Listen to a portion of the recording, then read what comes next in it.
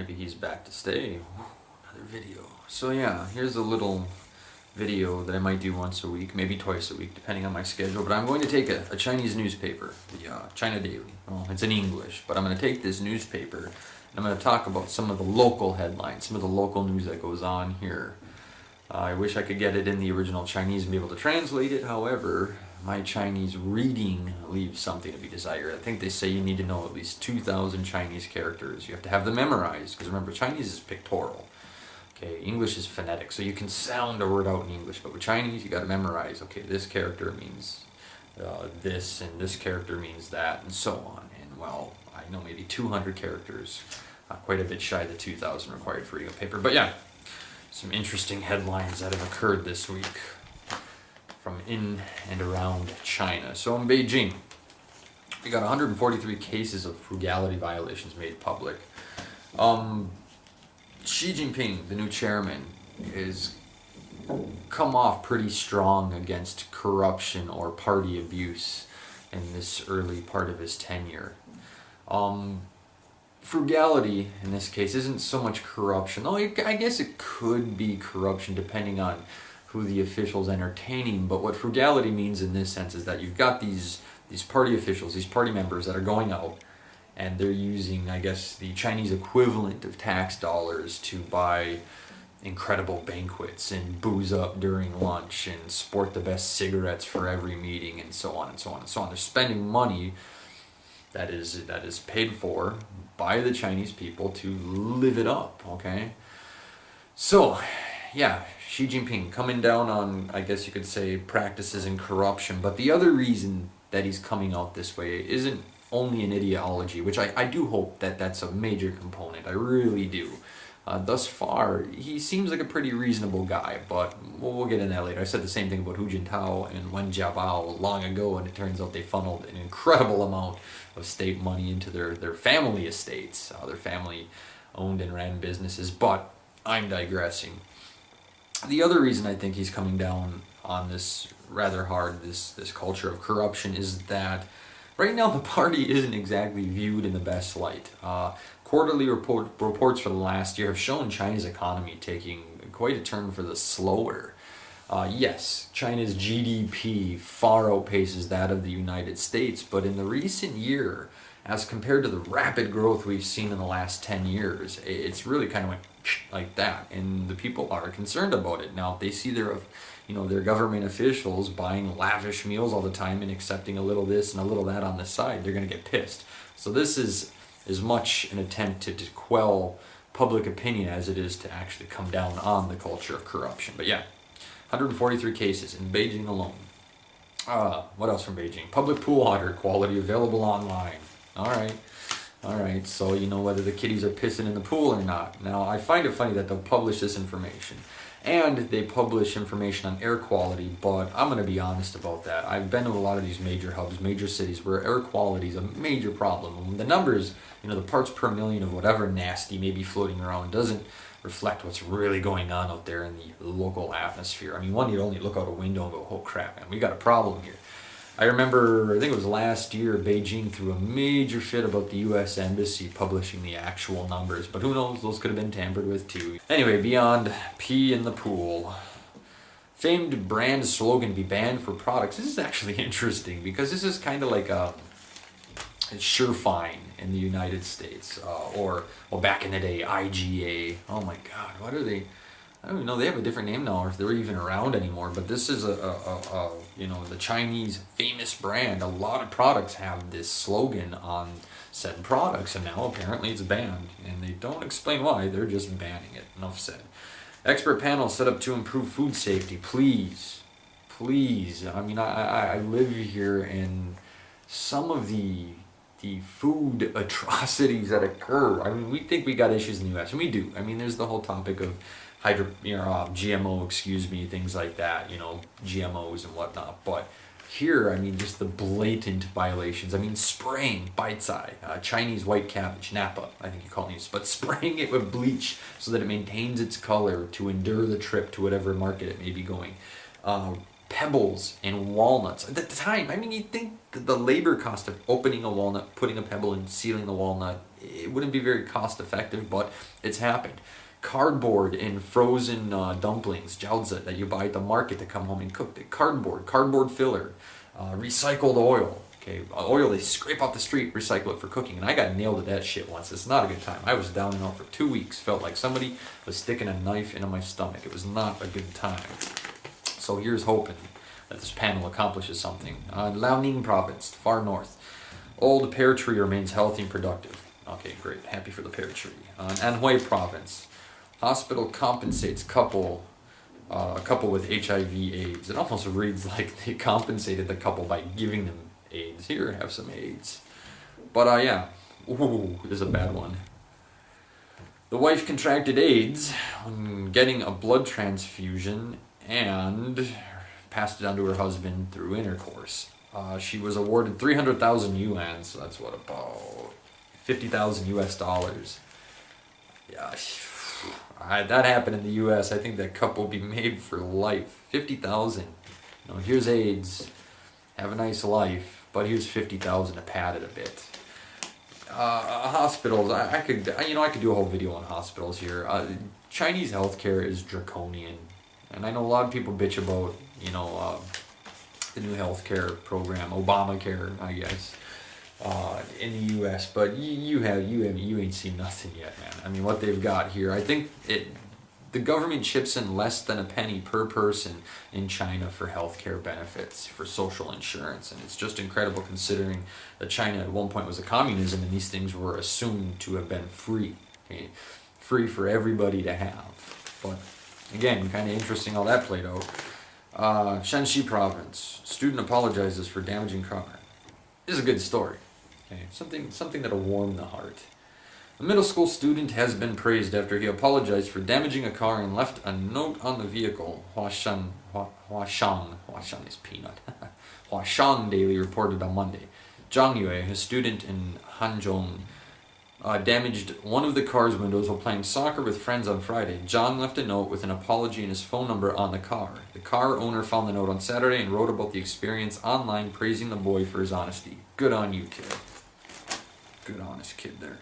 Yunnan province. So now we go into the southwest of China. 14 killed in a coal mine gas explosion. Surprise. I would not want to be a coal miner in China. I mean, this is kind of like an every other week thing going on here. Hunan province. Hen lays 185-gram egg. Beating record. Good for that hen.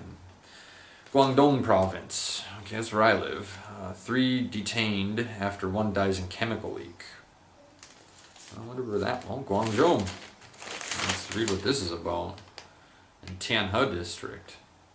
It's a little close to home. What else in Guangdong? Illegal arms seized. Suspects detained. So police seized more than 2,700 guns in a secret production facility in Shantou. Okay, this is kind of big news going on here in China. As we see more money coming into China, and we see people, that money kind of filtering into this newly minted middle class here in China. People have access to things they never had access before, and we're seeing that a lot, especially with drugs.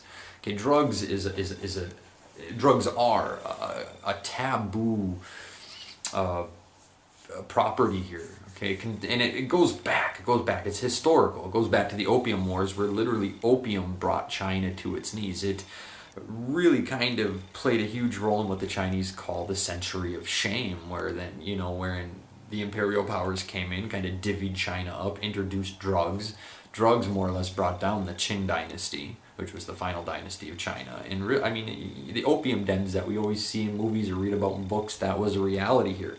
So the government has made damn well sure that drugs do not become a problem here, going as far as to execute people. There was actually a foreign national some years ago, a Brit, who was executed for peddling heroin here in China. But drugs, guns, look at this, 2,700 guns in Guangdong province, and I believe there was another bust in Guizhou province, which is far to the west, not too far from Xinjiang, or what people in the west call Tibet, and I believe it was like 17,000 guns were confiscated.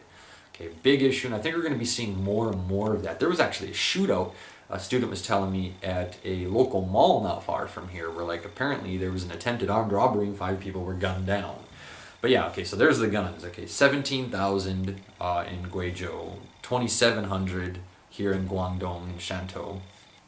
Speaking of Shantou, there was a drug bust there not long ago either. There was a meth lab that was busted.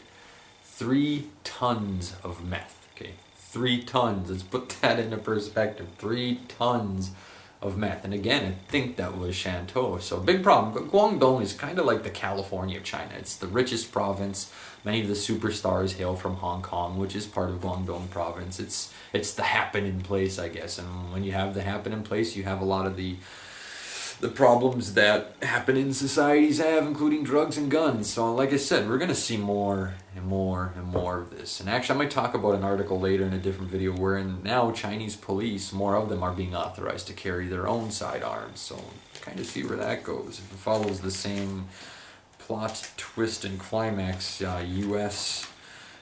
Gun problems have come about. And you should say, a lot of you might scoff and go, oh, whoop-dee, 15,000 guns, 2,700 guns. But in China, that's pretty big. Remember, we have acclimated to this idea of, well, we are from birth, since the inception of the country, we acclimate to this idea of gun ownership, whereas here, it's just unheard of when, I say, hey, I got a gun in the United States, and they go, oh, what's it like? Really? Wow, cool.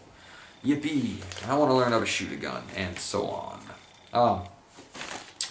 Where to now? Fishbone mistaken for tumor by doctors. Well, I'm sure that lady's happy to find out that it was only a fishbone. And Henan province, which is like the heart of China. It's in the very middle. Henan province is called the people exporter. Guangdong is the road factory. Well, Henan province is the most populated province in China, and it's known for exporting people in and around China. Construction workers. If you go to a construction site, I guarantee about 80% of them are from Henan province. But court sentences ex-teacher for rapes. Well, raping 2, molesting several other female students multiple times since 2012. Well, I hope that person rots. In Jiangsu province, Chengguan buys Google glasses to record work. This could be a good thing. Let me explain the Chengguan. The Chengguan are an NGO. Okay, they're hired by the government, and I guess the best way to translate their name would be city administrators.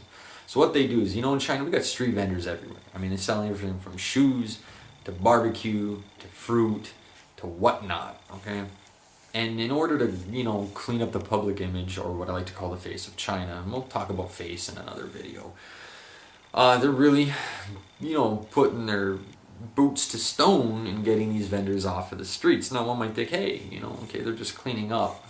There's a problem though.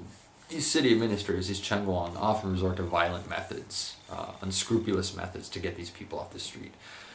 More often than not, they confiscate the vendors' goods. They confiscate the vendors' transportation. They open themselves up for bribery, wherein, hey, we'll let you stay here and peddle your wares, should you give us 80% of what you make. And in some cases, it takes a turn for the violent. People have been beaten. I've personally witnessed. I mean, this lady was probably 70 years old in the Chengguan, just kicking her around. And in some cases, I've heard reports of vendors being killed by the Chengguan. Now, Google Glasses comes into the picture. Well, they're being recorded now. So I would argue that they'd be less apt to commit some kind of violent crime or accept a bribe or just, be complete and total dicks about everything if they've got glasses on. So hey, note to the police in the US, maybe this is a good idea. Let's throw Google Glasses on them so that should an incident occur, it can be reviewed by the public. I still cannot get over that video of that homeless man in Albuquerque, and I talked about that in previous videos, so I'm not going to talk about it here. Guangxi province, man goes to jail for causing fatal accident. Alright, well, if you killed somebody, go to jail then. Last but not least, and this is in Guangxi province, judges sacked over dining allegations. I wonder if this is similar to the frugality thing. 2 judges in Lianyuan were removed from their posts on Monday after they were accused of having a meal with people from interested parties after a court hearing. Ouch.